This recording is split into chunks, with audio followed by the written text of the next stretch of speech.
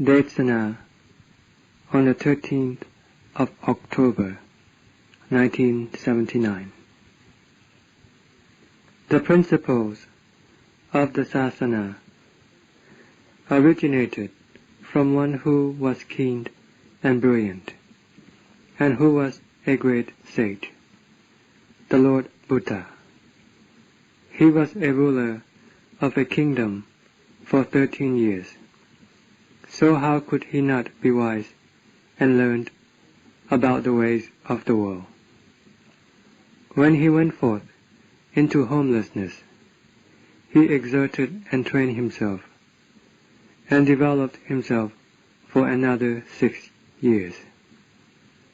He had to endure a lot of hardship, to the extent of passing unconscious, and had to put his whole life into his striving before he was able to attain enlightenment. He put forth his utmost effort to gain the truth and Dhamma before he was able to attain enlightenment. If his sati and panya had not been so keen, penetrative, wise and brilliant, befitting that of a Sabbanyu, a self-enlightened one, and befitting the status of the Sasada, the great teacher of the world, then how could he have become the Sasada and attained to the realization of Dhamma? The Kilesas are extremely cunning and very sharp and keen. In the 3 realms of existence, nothing can be as shrewd as the Kilesas. The Kilesas are the master rulers of the world. How was it that the Lord Buddha was able to overcome and vanquish the Kilesas, so that they were totally eliminated from his heart? It was because of his wisdom that surpassed the Kilesas, which are the chief rulers of the Vattajaka. How else could he have mastered the Kilesas? How else could he have become the Sasada, teaching the world? How can an ignorant person do these things? It takes a really wise man to do this. The plane and aptitude of a Buddha is that of the great wisdom, which is so massive as to be boundless, like the sky and the sea. No one can measure up to a Buddha in his knowledge, insight, and accomplishment. The skill and mastery of every facet, both internally and externally, are fully endowed within each different Buddha. For this reason, they are all the great sage. How could they propagate the Sasana to the world with ignorance and stupidity? They have to teach with wisdom and skill, and competence and know-how in every respect, be it about the internal or external development, or about the Sila, Samadhi, and Panya. They will expound and elaborate in detail until the one who listens can understand. Their teaching to the world, to the laity, and to the bhikkhus has no limit, as their knowledge and insight are comparable to the sea and the sky, and outstrips all others. The Sasana that is still extant today sprang forth from the Lord Buddha in the beginning, and was successively transmitted down to us. Though it might not be as complete and perfect as when the Lord expounded it, it can still serve as an excellent guide and an ideal way to follow, so that we can still practice, following this teaching, which originated from a great sage. He taught people to be wise and discerning, especially the practitioners of Dhamma, which means us, the Gammatana Bhikkhu. As a result, I have always and repeatedly talked about sati and panya, about being thorough, perceptive, wise and discerning, and about being judicious and contemplative, discerning things to see in the light of reason, and of cause and effect, concerning anything that comes into contact with oneself and one's development. Thus, one can become free of errors. This is the way to make one wise and discerning, following the way expounded by the Sasada. Though one might not be able to imitate the Sasada in this respect, at least one will be like a follower of a teacher. I would really like to listen to the results attained from practice of my fellow practitioners. Some of you have been here for quite some time, and I have been constantly steadfast in my teaching and instructing you.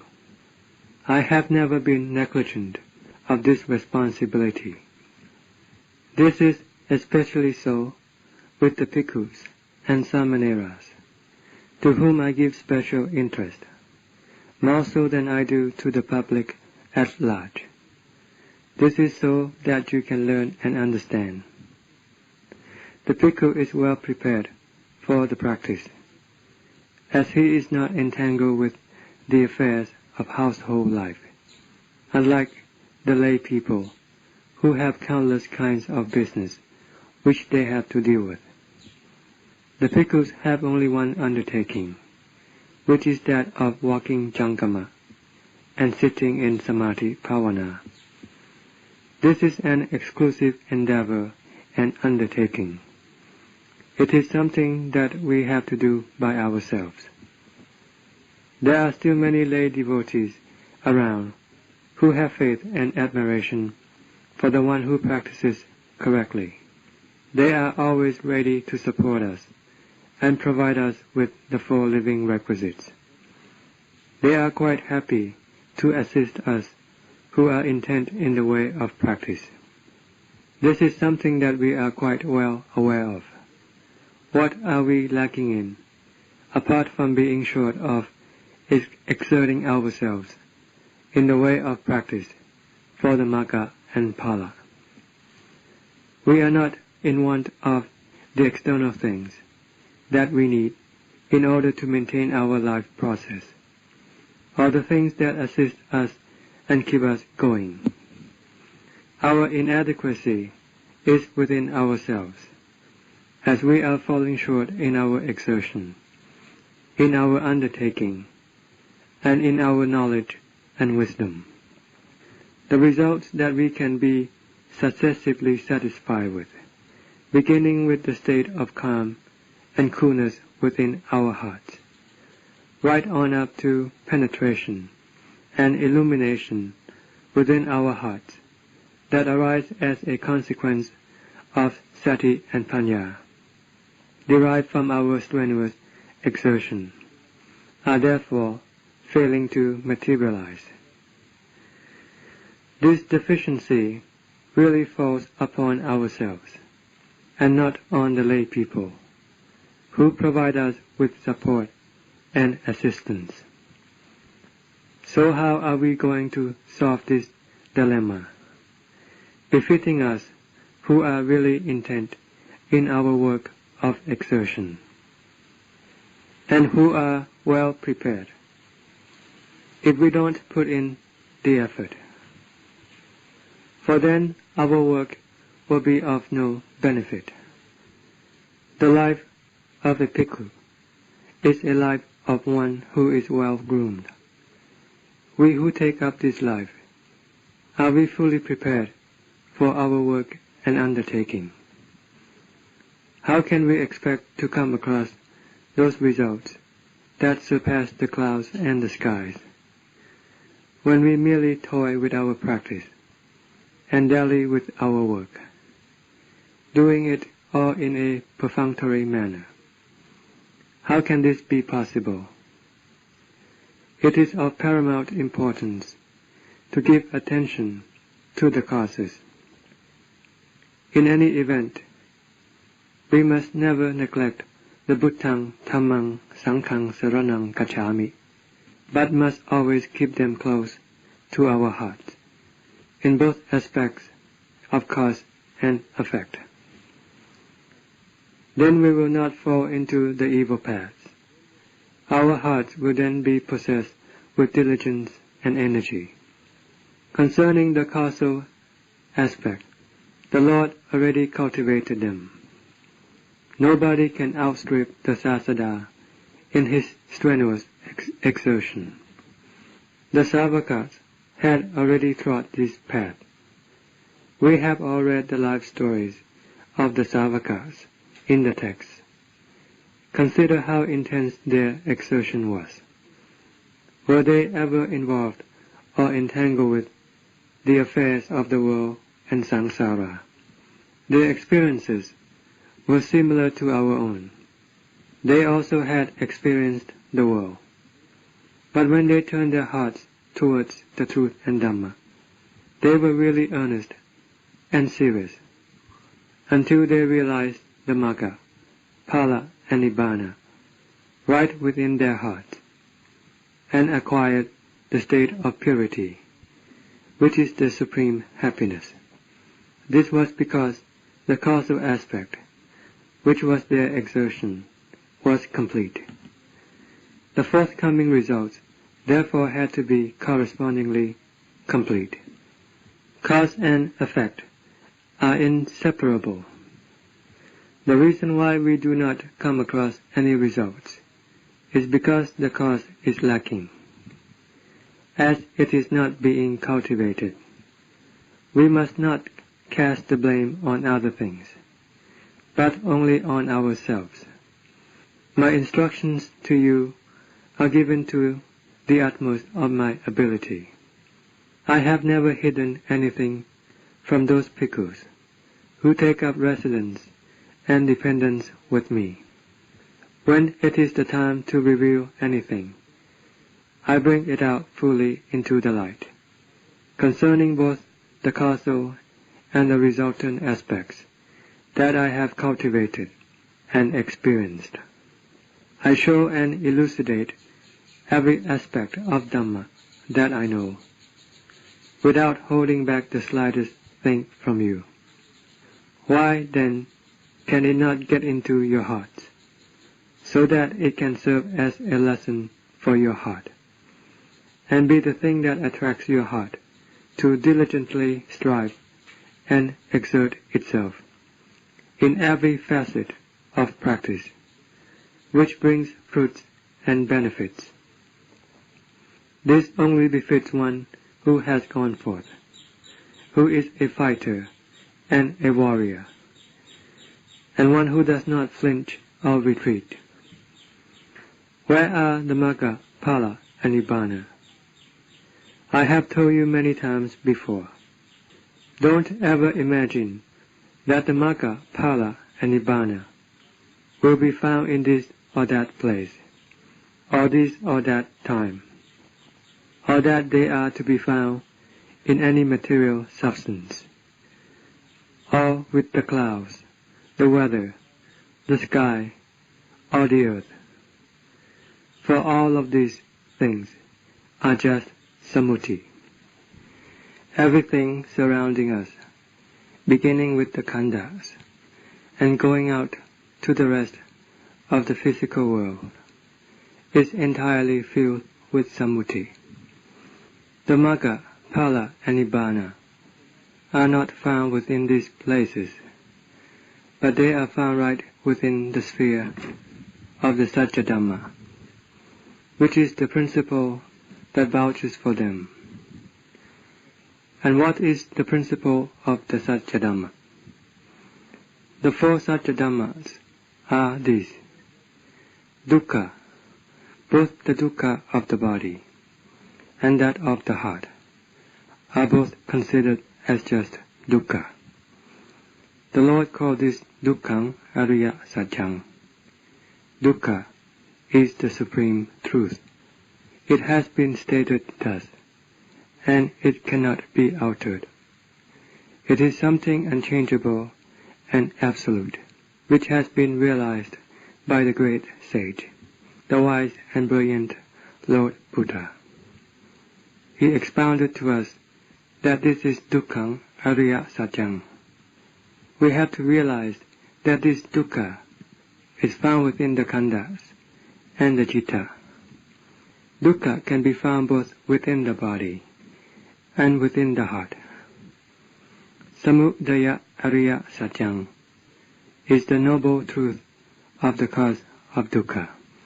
The thing that produces dukkha is one form of kilesa, and the Lord called it samudaya, the origin of dukkha. Whether it is internal or external dukkha, it is principally created by the heart. The heart brings about this dukkha. A brief list of samudaya is kama tanha, bhava tanha, and vibhava tanha. In short, it is desire and craving, and not being satisfied with the sounds, sights, smells, tastes, and touches, which we have been in constant contact with from the first day of our birth, right down to the present. We have never been satisfied with them, and it is due to this tanha, which is perpetually in a state of craving and hunger. This is the most troublesome and disturbing of the kilesas. The more we glut ourselves with food and sleep, the more it will enhance the kilesas, strengthening them and increasing more craving and desires, as well as making raga tanha become more intense, for they support and promote its growth. The Lord called this one form of Satya Dhamma. To say it simply, we must get to know dukkha. We must really get to know it. For instance, let us now speak in the present context. During this time, where is dukkha appearing? It appears in the body, and it appears in the heart. Where does samudaya originate from? It arises from sankhara and sanya, presumption and assumption. It also arises from the various sense impressions that come into contact with the internal ayatana, and it can also arise as the Dhamma that appear exclusively within the heart. These Dhamma are created by our obsessions for the past experiences of sights, sounds, smells, tastes, and touches, and all the other various kinds of affairs which we have become engrossed with within our hearts. As a result, we become totally consumed and burned by them. All of this is the way of building up the pile of kilesas and the amassing of dukkha. This is the work of samudaya. This is what the Lord called samudaya, and He exhorted us that we have to try to relinquish these things. As with dukkha, we have to get to know it, and with samudaya, we have to try to abandon it. How are we going to let go of samudaya, if not by dhammaka? What is dhammaka? It is principally comprised of sati and panya. Sati panya is the vital tool in the relinquishing of the work of samudaya. We can cut off samudaya totally with sati panya. Concerning kama tanha, What do we have desire for? We have to dig to find out the reason why we have this affection. If we become obsessed with the form of a man or a woman, or with the form of any material thing, we have to dig into the reason for this infatuation. Are they really people or animals? Are they really something worth cherishing and becoming obsessed with?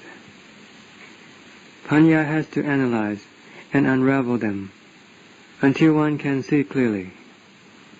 Then one will withdraw from them. With dukkha, we have to get to know it. For example, the dukkha vedana that arises from sitting for a long period of time, or the dukkha vedana that arises from illness. There is a cause for all this dukkha arising. We have to look for a cause of all this dukkha. Where does it come from? And who is the one who forms the presumption and assumption? Who is the one who is shouldering this load of dukkha? Who is the one who rounds up the dukkha of the body inside the heart, and burns the heart with it, as well as consuming the heart with hardship and trouble, consequently building up 2 layers of dukkha? Who else can the culprit be, if not the master of samudaya, which is sanya, presumption and assumption? The Lord therefore instructed us to analyze and differentiate, so that we can see according to their real nature, for they are just khandhas. Khandhas means group or aggregate. It means category. There is the group of rupa. There is the group of vedana, sukha, dukkha, and neutral. There is the group of sanya, which is memory and perception or recognition. There is the group of sankhara, the thinking and concocting, right within the heart, about good or evil of all sorts. And there is the group of vijnana, that arises when there is contact with the external. It ceases when the contacted object passes away. They are each separate and distinct groups. Each is a condition that arises out of the heart. Although rupa is not the heart, nevertheless, the heart is the one which is responsible for it. It is the prime mover of the body.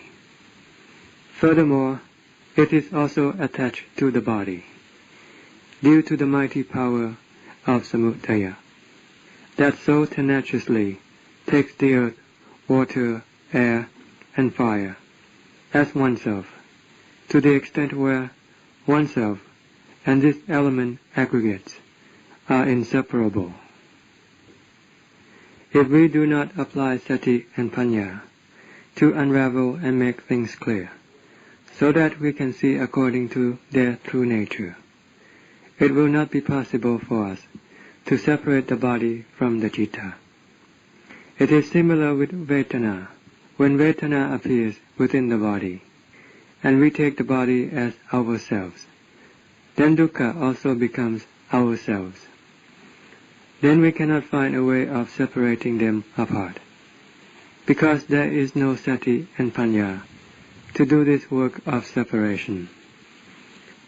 How then is it possible to say that we are striving in trying to abandon samudaya? We have to utilize sati and panya to unravel and illuminate dukkha, so that we can really see it as it is, whether it is the dukkha of the body or the dukkha of the heart. We have to focus our attention so that we can see what the nature of dukkha is like. When dukkha appears, does it ever say that it is itself? Does it ever say that it is I, or they, or mine? And does it have any understanding that it is dukkha, or that it is afflicting us with dukkha. Does it know this? It doesn't know. It is just one kind of truth that appears at times in some circumstances. Having appeared, it then ceases, following its natural way. That is all that there is to it. It has no notion whatsoever what it is, or why it appears, remains, and then disappears. It is the citta that calls up this notion by calling it dukkha, and at the same time it also has attachment for this thing, claiming it as itself. It is attached, and also claims that this blazing dukkha is I and mine. We then end up rounding up fire to burn ourselves with, thus afflicting ourselves with trouble and hardship, consequently making it two-layered dukkha by adding the dukkha of the heart to it. For this reason, the Lord taught us to unravel and differentiate so that we can see it clearly and be able to comprehend the nature of dukkha with panya. What is the cause for the arising of dukkha to the extent where it bothers the heart? It must originate from samudaya. It is the heart which makes the presumption and assumption, that makes dukkha appear within the heart. When there is dukkha within the body, the heart can also become disturbed and agitated. And this is another form of dukkha, due to presuming and assuming that this or that thing is I or mine, that we are dukkha. We do not want dukkha to appear, but the more we want dukkha to disappear, then the more will this desire enhance the kilesas. In practicing following the principles of sati and panya, or the magga, we must not have the desire for dukkha to disappear. No matter how intense or otherwise dukkha might be, we have to get to know the nature of this dukkha by unflinchingly investigating to find out its cause until we come to understanding. Then dukkha will cease by itself. Even if dukkha does not disappear, the presumption and assumption of the sanya aramana will cease. Dukkha then remains as one form of truth, standing out distinctively, as is natural for it. For the citta has now comprehended dukkha, as well as the truth of itself. So they do not disturb and affect one another. Though the dukkha of the body that arises out of illness might not cease or disappear, it will not trouble or bother the heart, and will not be able to penetrate into it and cause it to become shaken by it. This is the way of getting to see dukkha with the truth. It is the seeing of the Satya Dhamma. This is the way of perceiving it. Furthermore, this is the reflection that casts the light upon the fact that it is solely the citta that presumes and assumes. It is only the citta that is dukkha, for it is the one that creates the presumptions and assumptions, and it is the one that produces the kilesa. So where will the consequences fall? The result will have to appear within the citta. Consequently, the citta must be the one to be afflicted with dukkha. This is really the chief culprit. In seeing the Ariya Satya, we have to perceive it clearly right at this point. I have already elaborated that the magga is sati and panya. It is used to quench dukkha and dismantle samudaya. The eradication of samudaya is done with magga. As soon as samudaya is uprooted, then dukkha will simultaneously come to cessation. There is no need to talk about nirodha, which is the cessation of dukkha. For nirodha is the consequence of the work of magga, which dismantles samudaya. Nirodha steadily appears, following the power of magga, that cuts down samudaya, working on up until arriving at the total cessation of dukkha, as samudaya will now have been totally extinguished within the heart. This is the ultimate nirodha. For the magga is now the ultimate magga, and satipanya the ultimate satipanya. Nirodha is now complete and perfect. All of the truth, dukkha, samudaya, nirodha, and magga, is each a separate truth in itself. None of them is in contradiction or conflict with another. They each are real, and they each exist according to their true nature. When dukkha appears within the body, one accepts that this body is the home of dukkha. If one can live in this body, why can't dukkha also do the same? But as far as samudaya is concerned, it has completely ceased, because the magga has totally eliminated it. What is the sphere of this foregoing discussion? What is the sphere that will bring about the magga, phala, and nibbana? It is the sphere of the four satya dhammas. Are the above satya dhammas that we have discussed found within us or not? We are constantly being oppressed with dukkha, both of the body and of the heart. Why is it that we who are the practitioners cannot comprehend the truth of dukkha? Why can't we perceive it clearly within our heart? We cannot make stew out of sati and panya, other than to apply it in the way that it is meant to be used, which is to apply it in our contemplation, reflection, and analysis. In the various kinds of work that we do, especially in the work of inner development, we have to let go and eliminate the kilesas with sati and panya. Sati must always be overseeing the work, and it cannot be let go of. This is extremely vital. We who are the practitioners must really get to see it. Once we have perceived it within our hearts, we will no longer be shaken. Whatever one knows, one can freely express it.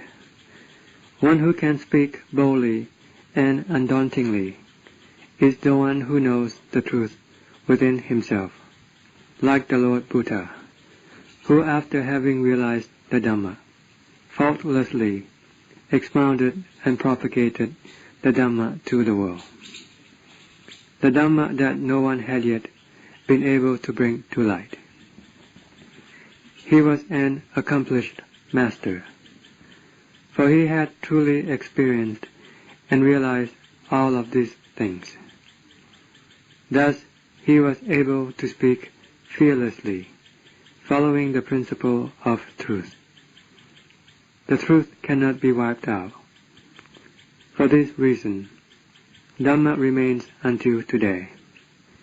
If the virtue and value of Dhamma did not surpass all of the other things, then the Sasana Dhamma, the teaching of the Lord Buddha, would have been extinct a long time ago, and would have never been transmitted down to us, so that we can take it up and follow its instruction.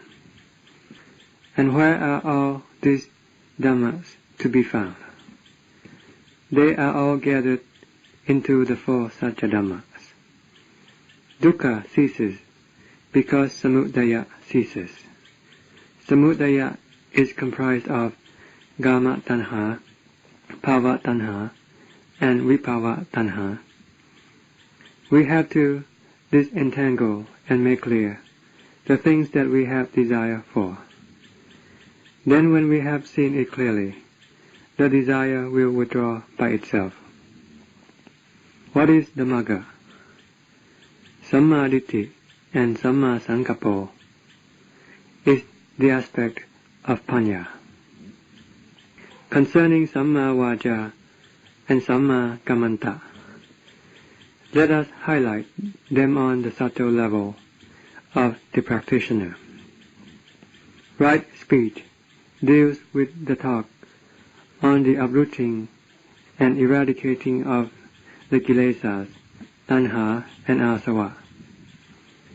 It is not the dialogue about the world and about politics, but is the talk for the delighting of the heart, which serves as the moral lesson that keeps us mindful of the work of steadily eliminating the kilesas and asava out of the heart.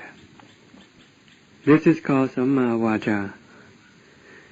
According to the principle of Dhamma, it has been expounded that the right form of speech, to talk, is about the 10 kinds of Salleka Dhamma. What is the Salleka Dhamma? It is the Dhamma for the cleansing, purifying, and eliminating the kilesas. It is the talk on the suppressing, subduing, and elimination of the kilesas. This is called the Salleka Dhamma, and it is comprised of 10 subjects. Apicchata, wanting a little. Second, and next to it, is Santosa, being contented with whatever is available of the requisites and gifts. Asangsa is the not socializing or mingling. Vivekata is the delighting in seclusion. Viriya Rampa is the consistent and perpetual application of one's strenuous exertion and diligent effort in all the various postures, without being complacent or negligent. Concerning Sila, one constantly maintains and keeps it pure, because Sila is the true and genuine possession of a bhikkhu. With Samadhi, one must constantly be trying to develop, so that the heart can be calm and cool, and clearly see the result from the practice of Samadhi Bhavana, going on up steadily in stages. Panya is the work of analysis and differentiation. This is one's faculty of wisdom that is used to scrutinize and investigate the various things that ought to be done with Panya, having principally the tilakkhana as the object, until one comes to full understanding. When this work is complete, then one arrives at Vimutti and Vimutti Jnana Dassana. And these are the 10 topics of the Salleka Dhamma. Should one be talking, then one should be talking about these things. This is the kind of dialogue which provides those involved with delight and pleasure. Samma Kammanta is right action or undertaking. What kind of work is considered rightful for a practitioner? This work is the work of walking jankama and sitting in samadhi bhavana.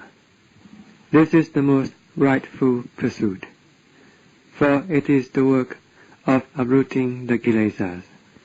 There are other undertakings that are also rightful, but they can cause worry and confusion within oneself, which turns into the work of promoting the growth of the kilesas, with oneself not being aware of it. Thus, it can be rightly predicted that those who are involved in doing the external work, like building and construction work, are involved in intentionally accumulating the kilesas, bringing the kilesas inside and totally obliterating all the Dhamma within their hearts. That is, if they have any Dhamma. And if one doesn't have any Dhamma, then these activities will totally ravage the heart and lay it to waste entirely, so that the citta will be totally devoid of any Dhamma. This is not considered rightful work in respect to the Dhamma of the subtle level and the Dhamma of a practitioner. This is Samma Kammanta. Samma Vayama is right exertion. There are the four kinds of right exertion expounded by the Lord Buddha, which can be readily understood. This is the striving to prevent all evil things from arising. What is this evil? It is the sorrowful and gloomy state of the heart, which is productive of dukkha. Then there is the effort to eliminate the evil that has already appeared. Try to develop the good and virtuous things, and try to maintain the goodness and virtue that you have already acquired. Keep them growing steadily. This is Samma Vayama. Samma Sati is the correct and proper way of setting up one's mindfulness. This is the establishing of one's mindfulness at the four Satya Dhammas and the four Satipatthana. It can be any one of these objects. This is the rightful way of setting up one's mindfulness. Samma Samadhi is the correct and rightful samadhi. It is not the kind of samadhi that goes wandering and fooling around. By taking a tour of the heavenly and hellish realms, and then taking these things as of substance, and as the magga, phala, and nibbana, by means of one's own imagination and fantasy, despite the fact that this is not right. This kind of samadhi is not considered as Samma Samadhi. It is Miccha Samadhi, wrong samadhi. The right and proper samadhi is the state of calm and coolness of heart. This is the base of the correct samadhi, and that is all there is to the magga. These are the weapons for the destruction of the kilesas. They are the weapons for the total elimination for all of the kilesas from within the heart. Normally, the activities of the citta is for the amassing of the kilesas, for the citta still basically falls under the influence of the kilesas, which is avijja paccaya sankhara. Avijja constantly compels sankhara to perpetually concoct. It drives sankhara to concoct about the kilesas, tanha and asava. There is not the slightest chance that avijja will force sankhara to concoct in the way of Dhamma. Only Dhamma itself can do that, and we have to compel it to do so. In the beginning stages, it is necessary to apply force. We have to lead sankhara to go in the way of Dhamma, and then it can become magga. Sankhara that goes in the way of samudaya is the sankhara for the amassing of the kilesas. This is the sankhara of samudaya. The sankhara of magga thinks, concocts, contemplates, and analyzes about the truth and Dhamma for the purpose of uprooting the various kinds of kilesas and asavas. This is called the sankhara on the side of magga. They are all found within the heart. So how come we never come up with any results from our practice of bhavana? Aren't we ever going to be really serious, really committing ourselves, apart from committing ourselves to sleeping, to being weak and lazy? How are we ever going to come up with the wonderful and transcendental things within our heart, when weakness, laziness, selfish expediency, foolishness, and incompetence are the qualities close to our hearts? Are these the means of clearing up the magga, phala, and nibbana? If this were the means, then all living beings would already have attained to the magga, phala, and nibbana.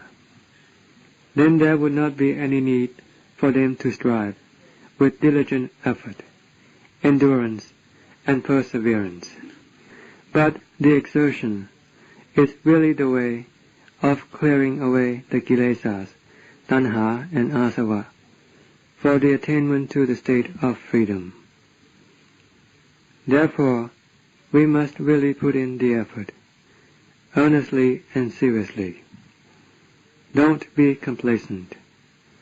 The sphere of the sasana is getting smaller with every passing day. Don't blame me for not having cautioned you about this. The number of teachers that truly know about the cause and effect, and who are skillful in cultivating the way, and have realized the fruit, and can bring this out to light, and exhort us with it, so that we can take their teaching as our refuge and support, are steadily decreasing. Someday we shall eventually end up as a kite that has been cut loose from its string and is floating in the sky, just drifting and being blown away by the wind. Then we will not be able to come up with any basis. It is advisable that we should now store up while the time is still appropriate and conducive. You must not have the understanding that there are many of those who can themselves serve as the basis and support for the bhikkhu. They are indeed very small in number, and we can now even count them. There are not many of those bhikkhus who are the ideal example, which we can use as our heart's support, concerning their way of conduct and practice, in every aspect, and the satisfying results that we should be able to gain from such practice.